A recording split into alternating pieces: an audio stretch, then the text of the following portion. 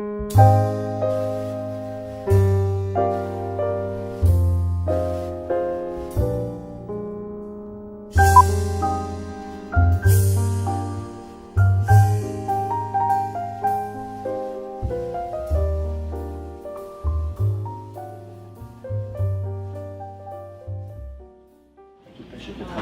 on attend quelques... OK? Alors, je voudrais vous présenter la personne qui a l'honneur oui, l'honneur. Tout un honneur. Oui. de clôturer ces 2 journées fructueuses. Je voudrais d'abord vous la présenter avec une petite anecdote. Ah, c'est en 2004, lors d'un congrès de la pédagogie collégiale, une étudiante qui commençait son doctorat me contacte en me demandant si j'acceptais d'être son professeur pour une lecture dirigée, parce qu'elle faisait sa thèse de doctorat avec Jacques Tardif sur l'évaluation. Et 1,5 litre de vin plus tard, nous sommes devenus amis. Christine est avec nous aussi. Oui, Christine aussi est avec nous. Et dans la discussion et dans le travail de l'une et de l'autre sur l'évaluation, on a décidé qu'on était amis pour la vie. Bon. C'est aussi dans ce contexte qu'on a eu le plaisir de collaborer ensemble pour différents projets. Julie-Lynne Leroux, de l'Université de Sherbrooke, elle est responsable du programme Performant. Performant, pour les personnes qui ne savent pas ce que c'est, je vais le résumer très vite, là.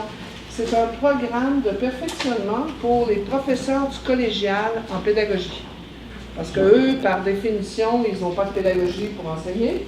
Donc, l'Université de Sherbrooke a eu la brillante idée d'inventer un programme qui maintenant est devenu aussi une maîtrise, un doctorat, donc qui a grossi avec les années et qui est rendu très intéressant pour l'ensemble des professeurs du collégial.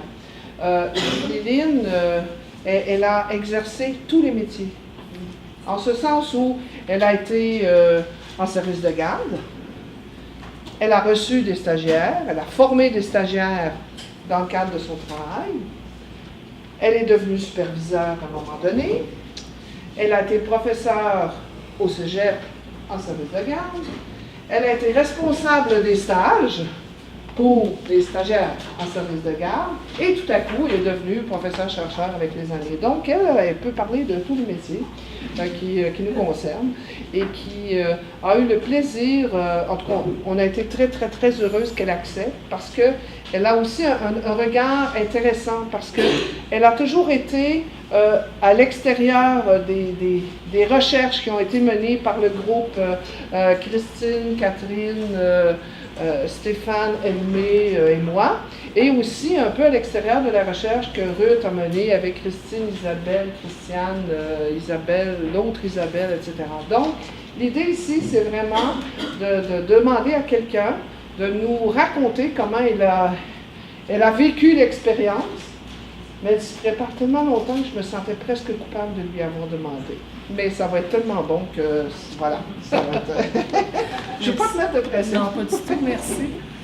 Alors, merci infiniment de m'accueillir pour cette conférence de clôture. En fait, depuis 2 jours, j'ai eu le grand privilège de participer à chacune de vos présentations et je n'ai aucune prétention quand on est chercheur, plus qu'on travaille dans des domaines, et moi je suis une spécialiste d'évaluation de compétences et je travaille présentement sur l'évaluation avec les technologies, et plus qu'on travaille dans un domaine...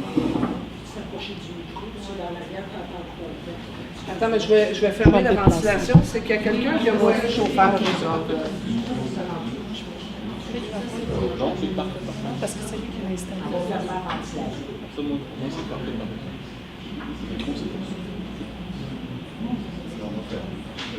Je sais pas, ça va peut-être arrêter un jour. Alors, je vais parler plus fort. Plus qu'on aborde un domaine, plus qu'on l'approfondit, plus qu'on se rend compte que tout le travail que ça demande pour approfondir des domaines, autant comme praticienne ou praticienne-chercheur ou comme chercheur, alors les travaux de chacune des équipes pendant les 2 jours et ceux de Ruth aussi avec Christine nous ont permis de voir tout le travail en amont qui a été fait dans chacun de ces thèmes-là. Alors, tout d'abord, la page couverture, elle n'est pas anodine. C'est dès qu'on m'a demandé de faire cette conférence de clôture-là, tout de suite dans ma tête, à l'intérieur de moi, dans ma propre pratique, il y a comme un mouvement qui s'est installé. Et je me suis dit, je ne peux pas parler d'un formateur ou d'une formatrice de terrain, mais vraiment, ou de formateur de stagiaires, mais les couleurs représentent, selon moi, tous les gens que j'ai côtoyés, qui avaient tous des manières de faire différentes. Et à travers cette présentation-là, je suis comme retournée à rebours à travers l'expérience vécue depuis des années. Alors, voilà.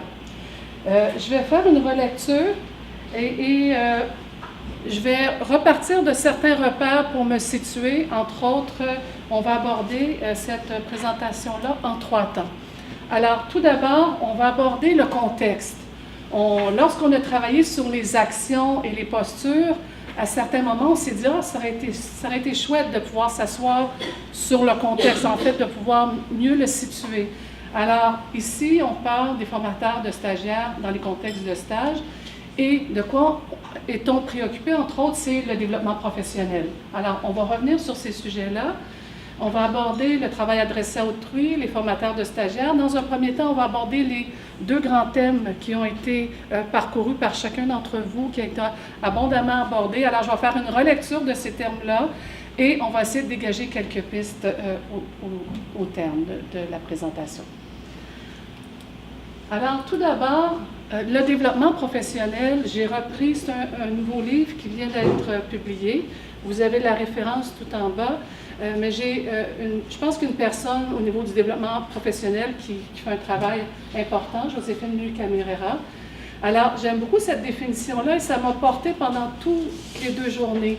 Alors, le développement professionnel, c'est l'acquisition et c'est le processus d'acquisition, mais de transformation des compétences. Et lorsqu'on parlait des accompagnateurs et des accompagnatrices, on parlait aussi d'une transformation, d'adopter des postures, de faire des nouveaux gestes. Alors, c'est ce processus graduel-là de transformation des compétences et des composantes identitaires qui conduisent progressivement les individus et les collectivités, les groupes d'accompagnateurs aussi qui se réunissent en communauté, à améliorer, enrichir et actualiser leurs pratiques. Alors, je pense que c'est un peu ce qu'on a fait pendant les 2 dernières journées. Je pense qu'on était, même nous, en processus de développement professionnel. Alors, ce processus-là, ça les amène à agir avec efficacité, efficience dans les différents rôles et responsabilités professionnelles qui leur incombent, à atteindre un nouveau degré de compréhension de leur travail et à se sentir davantage à l'aise. Alors, on peut voir que le parcours même qu'on a fait avec vous nous a permis de nous sentir plus à l'aise à travers les modèles, les propositions qui nous ont été proposées. Alors, pour moi, cette proposition-là de développement professionnel était englobante au regard de ce qu'on a fait dans les deux journées. Lorsqu'on parle du développement professionnel, évidemment, ici, on en parle dans un contexte dans lequel on va convoquer des dispositifs de formation avec différents métiers. Dans le cas qui nous intéresse et dans les 2 dernières journées, nous avons travaillé et nous avons été préoccupés par le travail adressé à autrui. C'est le type de travail dans le métier qui nous a intéressés. Alors, au centre des dispositifs, ce qui a attiré notre attention, en fait, c'est le stage. C'est le contexte de stage qui a attiré notre attention. Alors, ce qui est intéressant dans ces catégories de métiers des professions de l'humain, en fait, Maurice Tardif distingue le travail industriel, où on travaille plus avec des marchandises, du matériel, etc., le travail au niveau des services, des occupations de services, que le travail où on travaille, dont l'objet, c'est l'être humain. Et lorsqu'on travaille en éducation, dans le domaine de la santé, en travail social, notre travail, l'objet avec lequel on travaille, c'est l'être humain. Alors, évidemment, la catégorie qui nous intéresse, on s'est intéressé aux situations de travail adressées à autrui. Et dans ces situations-là, ce qu'on cherche, c'est finalement à pouvoir améliorer et aider l'autre à se transformer. Et c'est vraiment le travail de l'accompagnatrice et de l'accompagnateur. En fait, c'est ce que j'ai compris. à travers les 2 dernières journées. Mais cette idée de catégorie de métier qui s'adresse à autrui, pour moi, c'est quelque chose que je trouve extrêmement passionnant, qui vient de la didactique professionnelle, en fait, au niveau des travaux qui ont été faits par Pio. Si vous voulez avoir accès à l'article, je l'ai mis en pied de page, il est disponible en ligne. Maintenant, pendant ces 2 journées-là, lorsqu'on a parlé de l'accompagnement, cet accompagnement-là, dans quel contexte on le fait, c'est en milieu de stage. Alors, il y a eu des documents qui ont été créés sur les stages, mais en fait, le stage, c'est quand même une structure fort complexe. Je l'ai illustré par fameuse forme rayonnante. Évidemment, on peut ajouter des sous-éléments. Tout à l'heure, quand vous avez fait le schéma, vous avez fait ces formes rayonnantes-là. Alors, dans un milieu de stage, il se réalise en fait la première bulle tout en haut en milieu professionnel, en milieu de formation pratique. Et les types de stages, en fait, sont repérables à travers différentes modalités. On parle des stages d'observation, d'intervention. On voit toutes sortes de typologies de stages. Maintenant, je me dis, est-ce qu'on va voir des stages accompagnés, non accompagnés, etc. Est-ce que le langage d'accompagnement va pénétrer cette typologie des stages-là qu'on utilise depuis de nombreuses années? Également, les stages, c'est vraiment un espace de transition. C'est comme un espace tampon, aller-retour entre les compétences que je développe en situation de formation en milieu formel, universitaire, et ceux que j'actualise et que je continue à développer en situation de pratique. Également, le stage est un lieu de développement des compétences, parce qu'une compétence, ça ne se voit pas à vide. Ça se voit à travers les manifestations en situation, et ça se manifeste à travers des tâches complexes et authentiques. Alors, le stage est vraiment le lieu de démonstration de la compétence et de l'acquisition de nouveaux savoirs d'action qui vont permettre de développer davantage les compétences.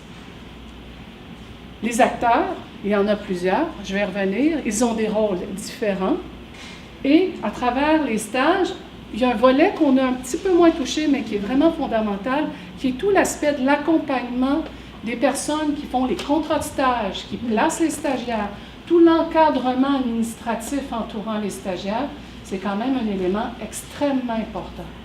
Et finalement, on en a parlé un petit peu à travers l'évaluation, tous les dispositifs d'accompagnement qui sont des outils et tous les outils d'évaluation qu'on a à concevoir et que les gens instrumentalisent, comme le dit Rabardel, au fil du temps, c'est-à-dire qu'ils font, eux, ces instruments-là et qu'ils utilisent dans l'action. Entre autres, vous en avez parlé, les superviseurs, les accompagnatrices de stage sur le terrain vont utiliser des outils, mais comment ils les comprennent, comment ils les partagent, et à travers les affiches et tout ce qu'on a vu, on a vu des gens ils se sont appropriés, qui ont instrumentalisé, qui ont fait sien des outils pour donner du sens. Alors, c'est un environnement fort complexe.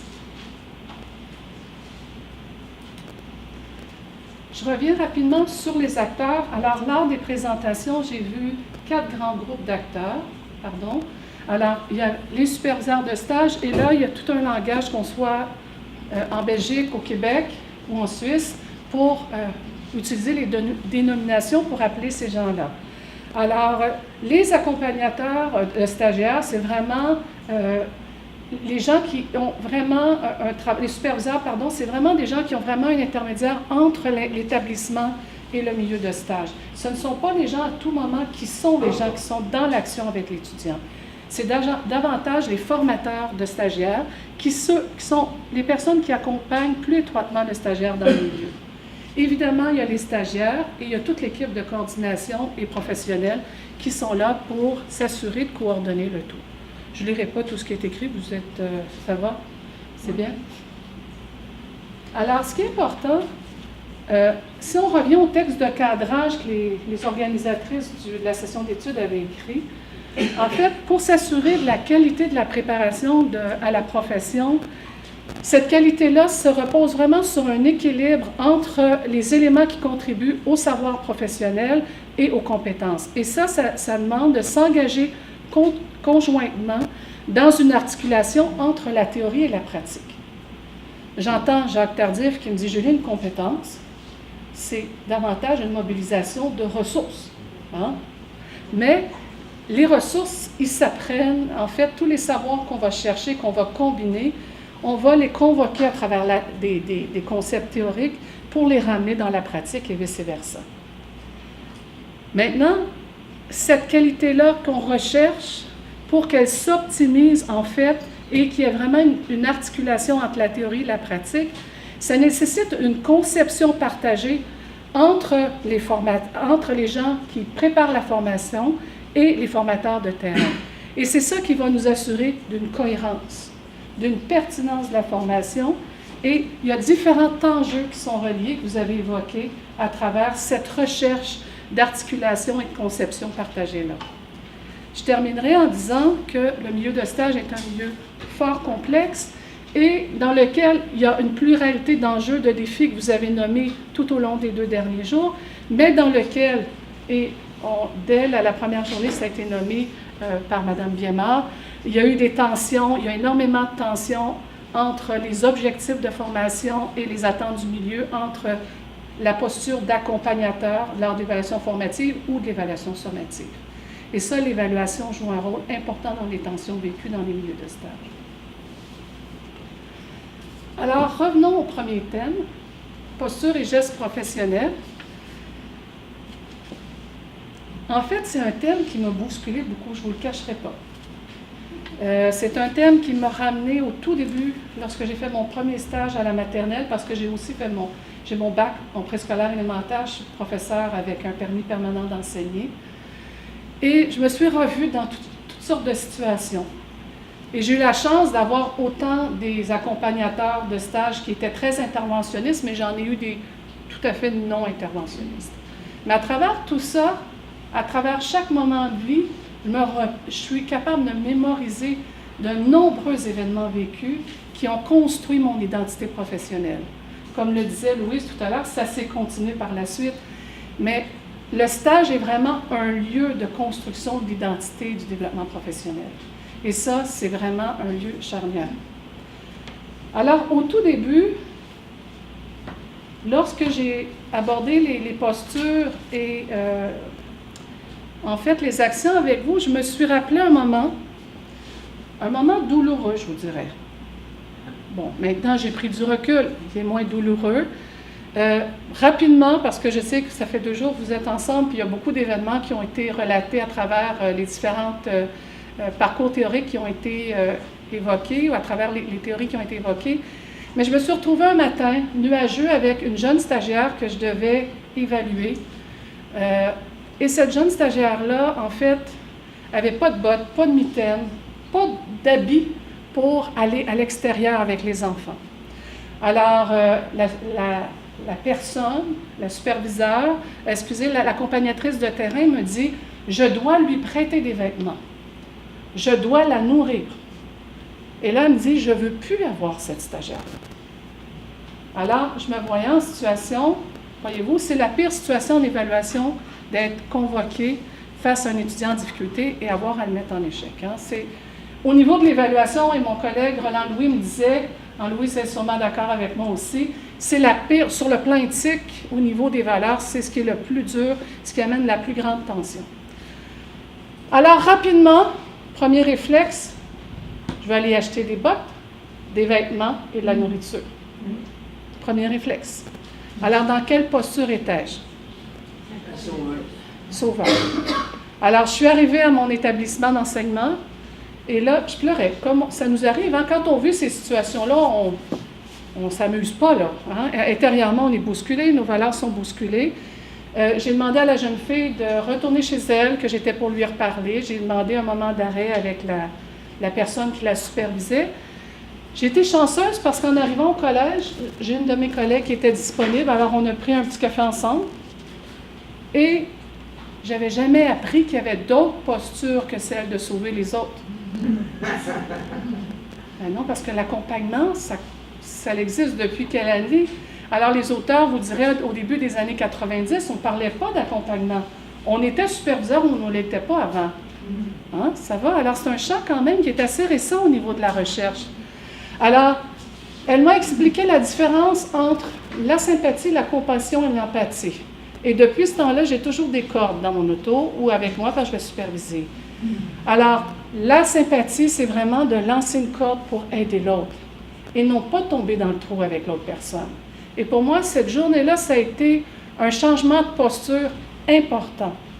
Et aujourd'hui, j'ai encore appris tout à l'heure quand Ruth a parlé qu'avec des étudiants en situation de handicap, la posture devrait évoluer vers une posture de bienveillance, d'éthique de l'accompagnement. Alors, cela dit, c'est que ces postures-là, même lorsque le champ de l'accompagnement n'existait pas au niveau de la recherche, on était déjà dans des postures et on devait déjà s'ajuster en fonction de posture. Un cadeau que j'ai offert, puis j'arrête avec cette narration-là parce que ça va être suffisant par rapport à mes expériences personnelles. Au cours des années, on m'a remis ce cadeau qui a été façonné par mes collègues au Cégep. C'est eux-mêmes qui l'ont fait, là. Le syndicat des enseignants, les collègues se sont mis à bricoler des petits tableaux comme ça. Alors, une année qu'ils m'ont nommé la personne la plus pédagogique correcte. Alors, vous avez ma photo quand j'étais enseignante en technique d'éducation à l'enfance. Et sur le coup, quand j'ai reçu cette nomination-là, je disais, il me niaise, comme on dit au Québec, il se moque de moi. Et ce que j'ai compris en faisant la préparation et dans les années qui ont suivi, et c'est venu me rechercher beaucoup lors de la préparation, en fait, c'est que l'empathie que j'ai développée à travers les cours d'évaluation et l'accompagnement que j'offrais à mes collègues, j'étais dans une posture de bienveillance et d'accompagnement. Et ils l'ont reconnu. Alors, ce tableau-là, ceux qui viennent, je pense que tu l'avais vu dans mon bureau. Alors, il est toujours près de moi. Je vous dirais, c'est fait à la main, c'est un petit cadeau, mais il représente en fait le moment où j'ai été capable de repérer que j'étais dans une posture d'accompagnement. Alors, cela dit, l'accompagnement, ça se développe, ça s'apprend, c'est pas inné. On ne naît pas accompagnatrice ou accompagnateur. Et auprès de nous, dans les gens qui nous entourent, il y a des gens qui vont avoir davantage développé des compétences, mais d'autres n'auront pas développé ces compétences-là. Une image que j'ai cherchée, alors j'ai une collègue à l'arrière, la collègue suisse, qui disait posture ou imposture. En fait, cette image-là me parlait énormément. Alors, cette image-là, elle a été faite par, Peter Callison, c'est un Danois. Et cette personne-là, ce qu'elle a fait pour pour sortir en fait, vous savez, quand on a la page blanche devant nous, là, le stress de la page blanche, il s'est mis à faire du découpage. Alors, il découpe des personnages et je trouve ça extrêmement riche parce qu'on voit vraiment, on voit le mouvement du personnage qui tient l'autre. Alors, accompagnateur, accompagné. Mais l'angoisse ici, quelle est-elle? Selon vous? Qu'est-ce qui angoisse après 2 jours sur l'accompagnement quand on voit cette image-là? Pardon? Tomber dans un piège. Tomber dans un piège. Alors, c'est que la personne reste attachée. Elle n'acquiert pas l'autonomie. Parce que c'est une image.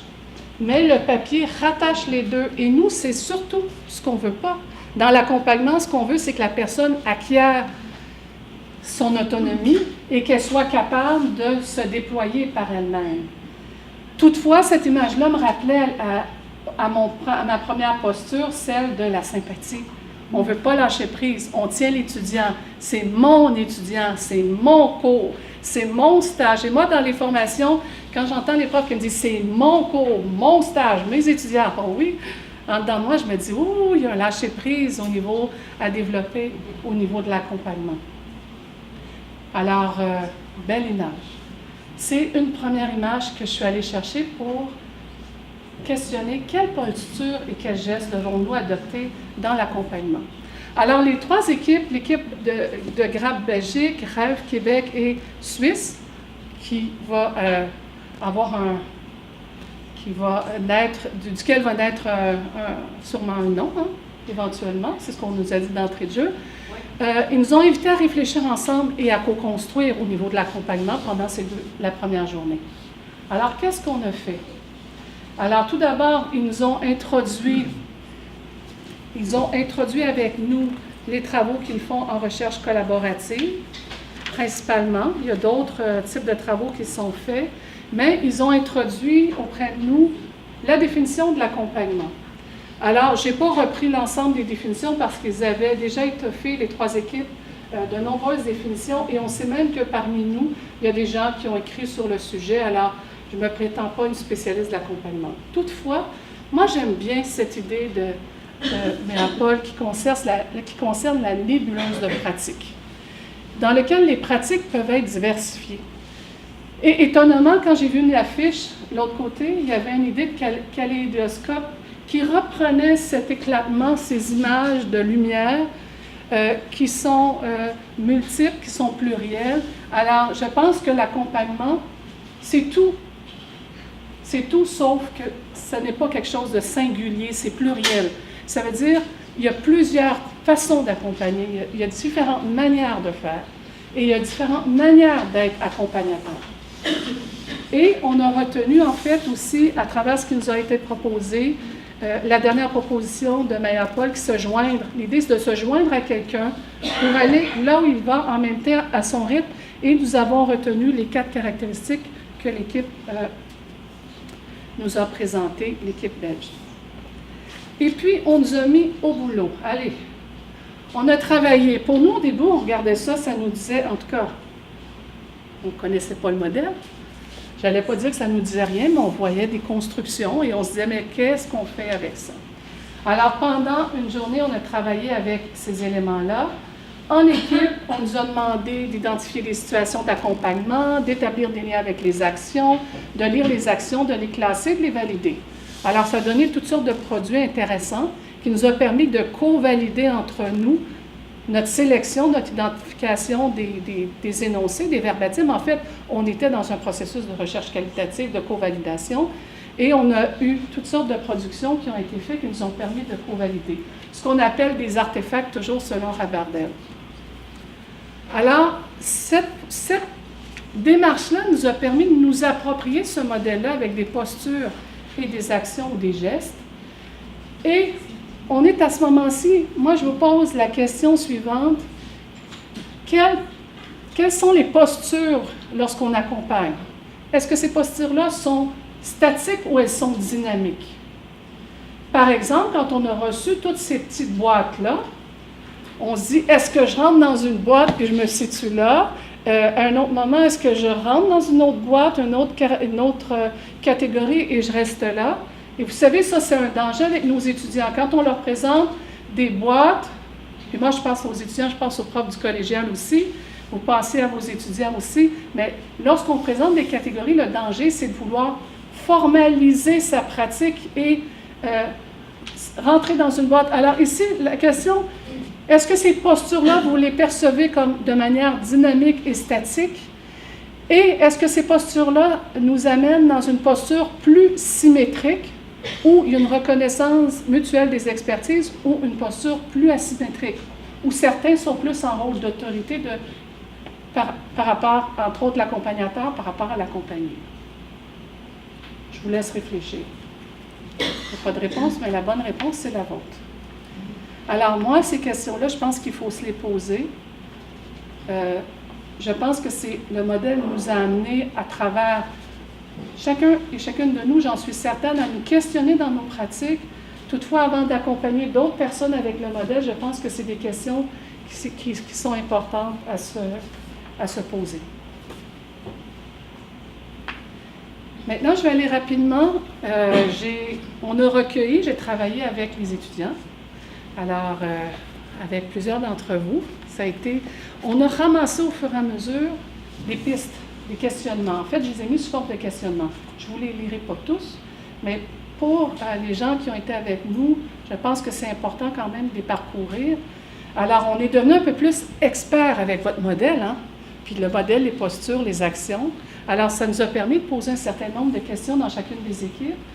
Est-ce qu'il y a des postures qui sollicitent une plus grande désirabilité lors de l'analyse des actions? Est-ce qu'il y a des postures qu'on aime mieux que d'autres? Hein? Au Québec, on parle beaucoup du paradigme centré sur l'enseignement, centré sur l'apprentissage, et ça crée des clivages. Moi, je suis dans une posture d'enseignement, moi, je suis dans une posture d'apprentissage. Alors, est-ce qu'il n'y a pas des associations qui pourraient être faites? Est-ce qu'il n'y a pas une forme de désirabilité qui pourrait être derrière ces postures-là? Je pense qu'il faudrait se poser la question, ça a été soulevé. Quelle est la place du contexte dans l'interprétation des actions? On voyait des actions, parfois on se demandait quel était le contexte.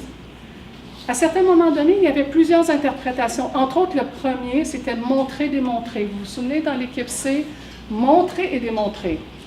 Et en plus, le titre de la posture, c'est l'imposeur. En fait, on voit qu'une posture, qui n'est pas nécessairement en relation avec les actions, mais qui s'appelle l'imposeur.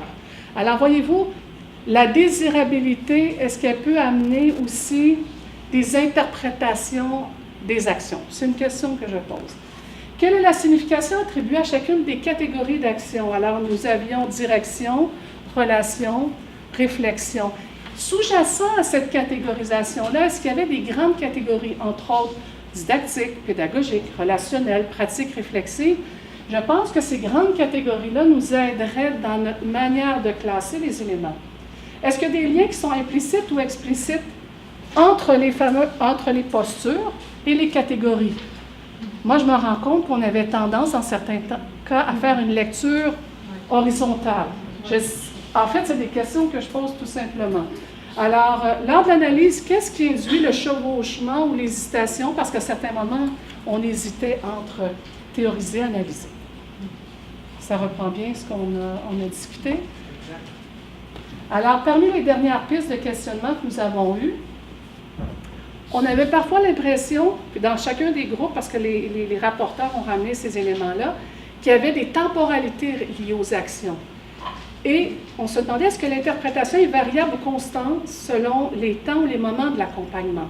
Quand on est à chaud, on vient d'avoir une évaluation de stage, on vient d'avoir des événements, est-ce qu'il est possible que l'interprétation des postures et des actions ou des actions ne soit pas la même qu'à un moment où tout le monde est plus relax, là?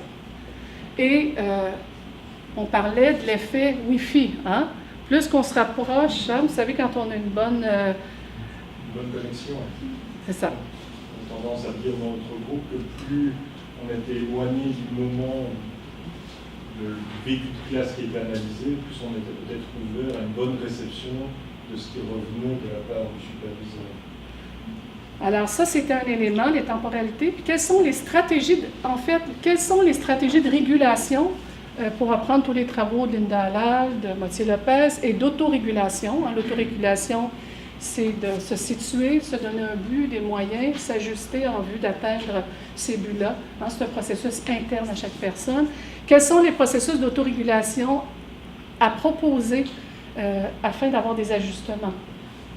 Pour s'assurer qu'il y ait des ajustements entre la pratique effective, celle que je fais vraiment et celle que je souhaite. Parce qu'il est possible, quand je lise le modèle, en fait, les actions, que j'interprète avec justesse ou moins juste chacun des actions. Alors, comment je peux m'ajuster? Quels sont les mécanismes de régulation qui pourraient m'être proposés pour réduire l'écart entre l'effectif, les pratiques effectives et les pratiques souhaitées? Et finalement, comment l'analyse de mes actions d'accompagnateur permet d'améliorer mes pratiques? En fait, quand je situe qu'il y a des actions que je n'utilise pas, de quelle manière je peux revoir ces actions-là et quelles sont les ressources que je peux convoquer pour dire, moi, je ne fais pas de théorisation, je me rends compte, lorsque je suis dans la catégorie réflexion, quelles sont les actions que je peux mettre de l'avant pour développer ces actions-là lors de l'accompagnement? Alors ça, c'est des questionnements qu'on se posait. Alors voilà tout ce que les groupes ont rapporté pour votre généreux travail aux 3 équipes. Merci infiniment. Merci aussi aux mesures d'accompagnement. Alors Ruth, ce matin, elle nous a présenté tout un travail. Alors, au niveau des accommodements pour les stagiaires en situation de handicap. Alors, il n'y a pas si longtemps encore, Ruth, les jeunes qui étaient au primaire, au secondaire, n'avaient pas accédé à l'enseignement supérieur. Alors, toutes les problématiques entourant l'accompagnement des étudiants avec des situations de handicap étaient niées. La première, vous en avez parlé tout à l'heure, je ne vais pas faire une longue narration, mais j'ai eu à superviser une étudiante en fauteuil roulant en technique d'éducation à l'enfance. Et je peux vous dire, j'étais coordonnatrice de stage à ce moment-ci. À ce moment-là, ça a été un casse-tête. Ça va? Et l'accompagnement n'existait pas à ce moment-là aussi. Et le collège nous disait, elle a le droit à faire un stage elle doit faire un stage. Les enfants ont eu les doigts écrasés par le fauteuil roulant, les parents se plaignaient, mais il a fallu aller jusqu'au bout du processus. Ça va? Mais là, on se rend compte de l'ampleur des problématiques vécues. Ruth, quand tu as fait tes présentations, moi, l'image qui m'a portée, celle-ci, c'est celle d'une grande spirale. En fait, c'est plus qu'une... Ce qui est particulier, cette spirale-là, on appelle ça vient de la forêt du Danemark. C'est une expérience, les gens qui montent, ils vont voir les arbres du haut. On appelle ça the tree top. Alors, les gens au Danemark qui ont voulu donner une vision en différentes étapes à la population de la forêt. Et alors, au fur et à mesure qu'on monte la spirale, à chacune des étapes, on voit la forêt à différents moments. Ruth, c'est ce que tu nous as partagé ce matin. Alors, ce que je vois à travers les catégories, les problématiques que tu nous as présentées, moi, ce que ça m'évoquait, c'est cette idée-là. Et ce qu'on voit à travers aussi cette grande spirale-là dans laquelle on est avec les autres. Regardez la première définition du développement professionnel. On n'est pas seul, on est avec les autres. On croise des gens avec des besoins. Alors, c'est vraiment très... Et on vit des étapes une à la fois, c'est-à-dire une personne peut être rendue au deuxième tournant pour monter jusqu'en haut, tandis qu'une autre monte très, très rapidement. Alors, chacun vit des étapes à son rythme dans son développement au niveau de l'accompagnement et de l'accommodement des stagiaires en situation de handicap. Alors, l'accompagnement, dans cette perspective-là, elle se distancie d'une dynamique linéaire. Alors, encore là, tout comme la première équipe, toutes les combinaisons qu'ils nous ont présentées, je pense que toutes les précautions que tu as prises, on ne peut pas utiliser ça d'une manière linéaire. Hein? Et on voit toutes les présentations que vous avez faites par la suite. Vous avez fait des schémas, des tableaux, des mises en relation. Alors, il y a tout sauf quelque chose de très, très linéaire. Alors, on voit vraiment tout l'aspect de la spirale. Et les vues possibles sont différentes selon si on se retrouve ici, là, là. Alors, selon moi, autant l'accompagnement et l'accommodement nécessitent de voir les choses avec différents points de vue. Mais toujours guidés par des balises comme tu l'as proposé ce matin. Alors, les recherches vont permettre de donner des balises pour permettre d'accompagner les stagiaires et toutes les équipes qu'on a impliquées en milieu de stage. Alors, à travers les propos qui ont été échangés ce matin, sans vouloir reprendre, en fait, toutes les catégories qui nous ont été présentées, pardon, ce qui est intéressant, ce qui est ressorti, c'est vraiment, pour les formateurs de terrain, l'accompagnement à l'égard des étudiants avec des besoins particuliers, la réalité, elle est vraiment plurielle, elle est complexe. Les problématiques, il faut aller les dénicher, sont enchâssées dans la pratique. Ils prennent racine dans la pratique. Cet étudiant-là ne serait pas dans la pratique, dans le stage, on n'aurait pas. Mais là, on est pris avec on est partenaire avec un ensemble de personnes pour aller dénicher la situation qui est enchâssée et pouvoir l'évoquer de manière à intervenir. Ça intègre des problématiques existantes pour l'ensemble des étudiants. Alors, les problématiques que tu nous as démontrées, c'est qu'ils n'appartiennent pas juste à ces étudiants-là. Les problèmes d'évaluation existent aussi pour les autres étudiants. Et tu nous as souligné les catégories qui touchaient davantage les étudiants avec des besoins particuliers. Dans cet accompagnement-là, avec des étudiants à besoins particuliers, selon moi, le rôle d'accompagnateur est encore plus sous tension en stage. La tension augmente d'un cran parce que les problématiques augmentent. Ça va? Et le rôle d'accompagnement, en fait, va interpeller le jugement professionnel. Selon les travaux de Gauthier Lopez à l'Alpe, dans les derniers écrits que j'ai faits, le jugement professionnel commence dès le moment de la planification du stage ou de l'accompagnement. Hein, ça ne commence pas juste quand on remplit la grille à la fin. Louise a travaillé avec moi, on a travaillé ensemble sur ce sujet-là. Alors, ça l'interpelle, le jugement professionnel. Et parfois aussi, on peut se retrouver avec des jugements qui sont polarisés dans la zone grise d'évaluation entre la réussite et la non-réussite. Et là, ça va faire émerger les préoccupations et les dilemmes éthiques. Et ça, à ce moment-là, des processus de délibération éthique vont être utiles pour pouvoir se ressortir de ces situations-là. Et je pense que les travaux de Jutra Gaillet proposent des pistes intéressantes à ce niveau-là. Au niveau des répertoires, les répertoires des mesures d'accommodement et d'accompagnement et d'accommodement existantes, là, moi, je me mettais au-dessus de l'espèce de spirale. Alors, Manon me dit, il ne faut pas voir ça comme un trou noir. J'ai dit, non, on ne va pas dans... Mais en fait, ce que ça permet de voir d'en haut, c'est quelles sont les ressources dont je dispose. Alors, quelles sont, lorsque je veux accompagner des personnes avec des besoins particuliers ou des besoins spéciaux, quelles sont les ressources dont je dispose? Alors, la première chose qu'on a su, c'est que ma propre ressource, c'est ma propre posture de bienveillance, d'ouverture, de disponibilité. On se pose la question, oui, mais comment adopter une telle posture? Comment développer l'éthique de l'accompagnement? Alors ça, il y a des dilemmes, il y a des questionnements, il y a des préoccupations. Comment savoir interroger? On disait, il faut savoir interroger l'étudiant, mais comment on interroge un étudiant en situation de handicap? Je suis désolée, mais moi, ce n'est pas ma spécialité, mais je sais qu'il y en a d'entre vous qui sont préoccupés par ça, mais ça veut dire accompagner demande de développer ces habiletés-là. Alors, comme on sait que former les accompagnateurs, ça ne s'improvise pas, il faut intervenir en amont dans les situations et donner les outils pour que les personnes puissent accompagner. Et ce que j'ai observé des propos, c'est que ça nécessite aussi un comité pour accompagner les accompagnateurs qui vont vivre des préoccupations et des dilemmes. C'est-à-dire que lorsqu'on a des problématiques, on va avoir besoin de ressources externes pour pouvoir régler ça. Repenser la temporalité des activités de stage, intégrer les outils technologiques aux pratiques d'évaluation et dans les situations d'apprentissage et identifier les milieux de stage ouverts. Alors, j'ai repris les grands propos qui nous ont été partagés, mais cette idée-là, c'est qu'on est au-dessus, on a tout ça et on doit être capable progressivement, selon... Vous savez, quand on est au premier niveau de cette spirale-là, on est plus à l'aise, hein? On a moins profond, moins d'éléments. Et tranquillement, plus qu'on développe l'expertise, plus qu'on peut aller chercher des ressources et intervenir dans la complexité qui se propose à nous. Maintenant, à partir des affiches, tout ce que vous avez présenté, parce que vous m'avez vu me promener pendant ces 2 journées-là, et je me dis, quel matériel magnifique, tous ces acteurs-là de la pratique. Hein? Il y a des gens qui viennent du domaine de la pratique, qui interviennent, qui forment des formateurs sur le terrain. Les gens de la recherche, vous avez convoqué différentes problématiques.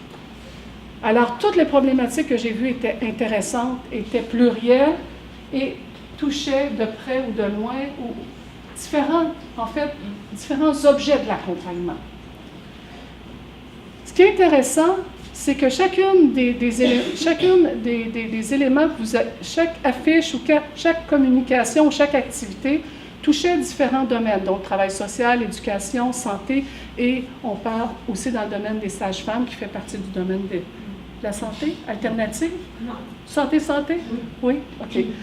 Alors, ce qui est intéressant, c'est que dans toutes ces situations-là, j'ai pu mettre en relation l'accompagnateur, qui est aussi le formateur de terrain, avec l'accompagné. Et ça m'a emmené un petit peu plus à gauche, et vous allez voir tout en haut, à travers les propos que j'ai réunis, ce qu'on voit, c'est que le superviseur il est vraiment en soutien à cette relation-là en dialogue, mais on se rend compte que de la formation informelle et formelle est vraiment requise pour accompagner et développer le métier. Et développer aussi la capacité d'être un praticien réflexif pour développer des postures, des gestes, ça demande d'être capable de se situer, d'être capable de se positionner. Alors, autant dans la formation initiale, la formation continue, on voit que le superviseur doit, en fait, à travers vos propos, moi, je vous dis ça, mais c'est ce que j'ai recueilli puis j'ai synthétisé de vos propos, de ce que vous avez présenté. Également, tout au centre, à travers les problématiques et ce que vous avez convoqué entre les accompagnateurs et les accompagnés. Et là, on voit comment ça devient un métier, une profession. Alors, et même un champ d'études important. Parce que là, vous avez convoqué des postures, des gestes, des actions au plan de la recherche, des cadres de référence, des modèles, des méthodes, des outils, des instruments d'évaluation, des questions réflexives, des guides, des fiches. Et là, je n'ai pas fait l'énumération à côté de chaque élément. Pourquoi? Tout ça dans une perspective d'accompagner.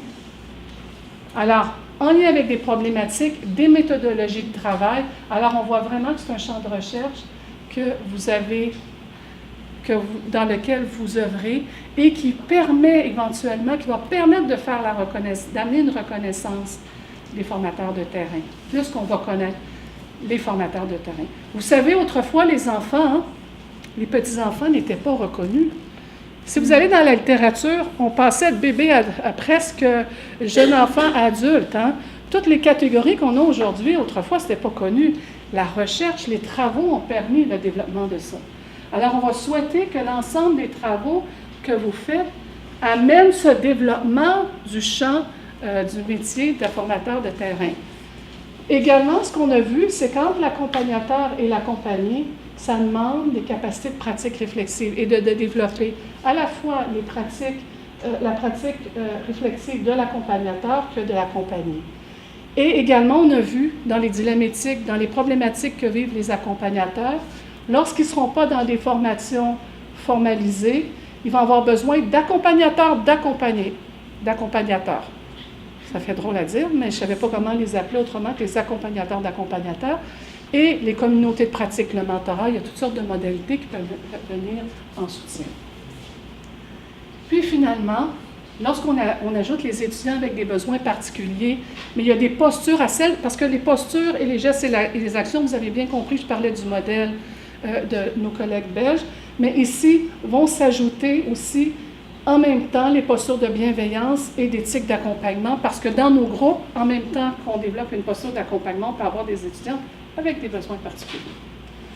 Alors, voyez-vous, j'ai repris tout, et c'est la synthèse que je fais de tous ces éléments-là que je vous partage. En terminant, parce qu'il faut terminer ces 2 journées-là, mais je vais vous partager, en fait, ça a été un plaisir pour moi de faire ça, ça va être partagé, je vais vous le partager. Au niveau des défis et des enjeux, ce qu'on a dégagé, c'est tout ensemble, lors de nos discussions, c'est la nécessité que les personnes se connaissent et se reconnaissent comme accompagnateurs. Alors, je ne suis pas certaine que les gens savent qu'ils sont des accompagnateurs. Alors, à partir de quel moment ils vont se connaître comme accompagnateurs, se reconnaître et se développer comme accompagnateurs? Il y a un défi au niveau de l'appropriation du modèle et des ressources pour l'accompagnement. Je pense qu'il y a un excellent modèle. On a eu du plaisir à travailler avec ce modèle-là que vous nous avez proposé. On en a eu un aussi sur l'accompagnement et l'accommodement. Alors, les modèles, maintenant, vous avez déjà fait beaucoup de ressources. Le groupe REALV en partage déjà beaucoup en ligne. Je pense qu'il y a une grande générosité à ce niveau-là. Vous avez partagé le modèle avec nous maintenant. Je pense que nous, on peut être des acteurs dans le développement de ressources pour activer la communauté aussi. Maintenant, il y a eu des préoccupations que les modèles qui nous ont été proposés soient aussi adoptés à certains métiers comme soins infirmiers, qui peuvent vivre des questionnements et avec les normes de la profession vivent certaines exigences. Les défis nécessitent le développement des compétences pour accompagner. Maintenant, si on veut développer le métier, il faut se dire quel référentiel, quelles compétences vont être en formation initiale, en formation continue. Je sais qu'il y a déjà des développements qui se font à ce niveau-là, mais au Québec, je pense que c'est des choses qui pourront, dans les autres pays, là, être mis de l'avant. Est-ce qu'on pourrait aller vers des portfolios de reconnaissance de la formation et de l'expérience des accompagnateurs dans reconnaissance des acquis? Puis, quelle modalité d'accompagnement pour les accompagnateurs? Est-ce qu'il pourrait avoir des communautés de pratique, des mentorats par les pairs, etc.? Et quelles sont les prochaines recherches qui pourraient être faites pour alimenter les modèles d'accompagnement et d'accommodement? Alors, sur ça, voici la synthèse de ce que j'ai, des apprentissages ou des éléments que j'ai parcourus pendant les 2 jours. C'est difficile de faire ça en peu de temps, de tout ramener ces propos-là qui sont d'une richesse et d'une profondeur quand même importante, qui sont appuyés sur de nombreuses heures de travail, autant pour les praticiens que les chercheurs. Je vous remercie infiniment et j'aimerais remercier aussi les étudiants qui ont collaboré et toute l'équipe qui nous ont permis de vivre ces 2 journées-là sur le thème de l'accompagnement des formateurs de terrain. Merci.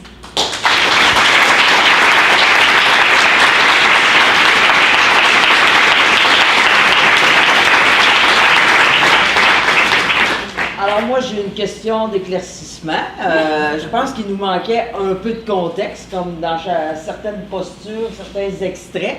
Il me semble que quand on s'en était parlé, moi, j'avais trouvé extrêmement intéressante la figure de Julie-Lynne qui est déjà prête à plonger dans le trou pour aller secourir l'étudiant. Et ta collègue avec qui tu as pris ton petit café t'a dit là, tu es déjà dans le trou avec ton. T'as oublié de nous le dire. Ça, c'est bien important. Oh oui, là, elle m'a dit que j'étais dans le trou, là. OK. Puis l'autre chose, tu m'as pas dit que la petite, elle dormait dans sa voiture? Aussi, mais ça, c'était un autre élément, c'est qu'elle avait une vieille voiture. En fait, ici au Québec, vous avez des gens qui reçoivent l'aide sociale, je pense que c'est pareil dans tous les pays.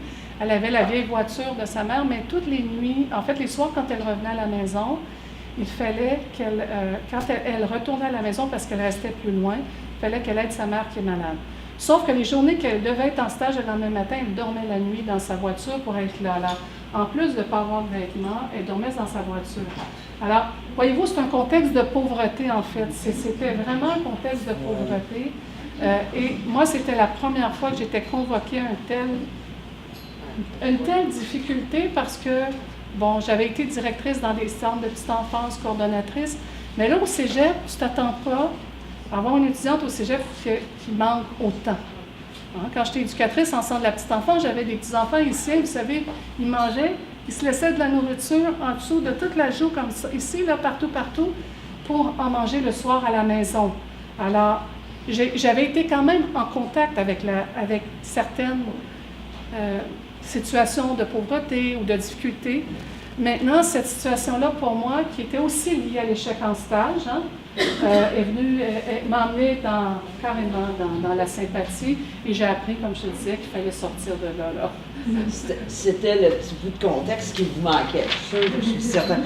Alors, un grand merci à Julie-Lynne. Quel travail! Tu veux-tu ajouter quelque chose? Oui, bien, j'aimerais dire que tout à l'heure, j'ai reçu un beau cadeau que je veux vous partager. Alors, l'équipe de Anne, et puis on vient de publier un livre qui accompagnait les pratiques des enseignants. Alors, avec le diaporama, je pourrais vous partager le texte de Pio qui était en référence. Et si vous voulez, je pourrais vous partager cette référence-là. Allez, merci pour le chocolat, merci pour tout. Ça a été 2 journées exquises. Merci aux organisatrices, vous avez fait un travail remarquable, toute l'équipe. Ça a été vraiment un plaisir. Et pour moi, même l'évaluation, je repars avec les questions. La place de l'accompagnement dans l'évaluation, évidemment, c'est la question que je vais porter. Merci. Alors, merci.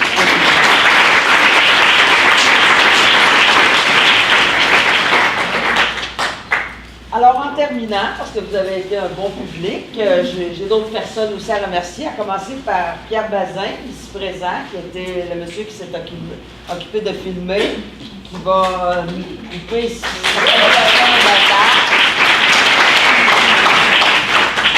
Nathalie Ducharme, qui est une enseignante associée membre du groupe Rêve, Christina Selby, qui nous ont...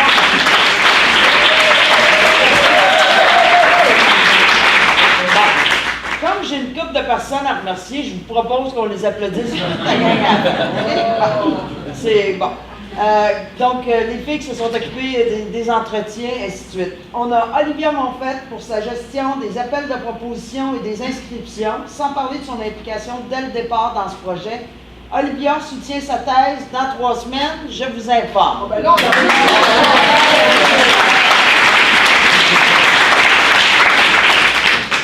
Zina Karchi, mon étudiante qui s'appartient, étudiante de doctorat, qui nous a épaulé à diverses étapes de ce projet, qui poursuivra ce travail dans la rédaction des comptes rendus pour le site web RAID. On a Marjolaine Landry qui nous a aidé dans l'organisation et la logistique, qui est une professeure en sciences infirmières. Pour les infirmiers? Sciences infirmières, parce qu'elle m'avait appris.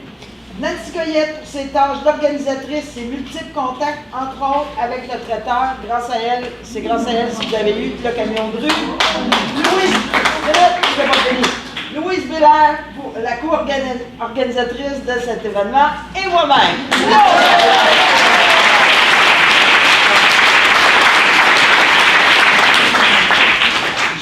Passer sous silence l'immense travail des chercheurs sans qui ces 2 journées n'auraient pas été possibles. Je mentionne de la Belgique, mon idole, Catherine Van Ivenhoven, Stéphane Colonnesi et leurs étudiants de la Suisse, Edmé Runz-Christa et du Québec, Ruth Fillon, elle est toujours cachée en arrière. Finalement, merci à vous tous qui avez accepté ce petit défi permis de faire avancer la réflexion sur le travail des formateurs. Une dernière personne, la commission scolaire des Samars, qui a été un partenaire depuis le tout début et qui a libéré ses enseignants pour qu'ils puissent participer à ces 2 journées. Alors voilà, merci de votre présence. Nancy, j'ai oublié quelqu'un?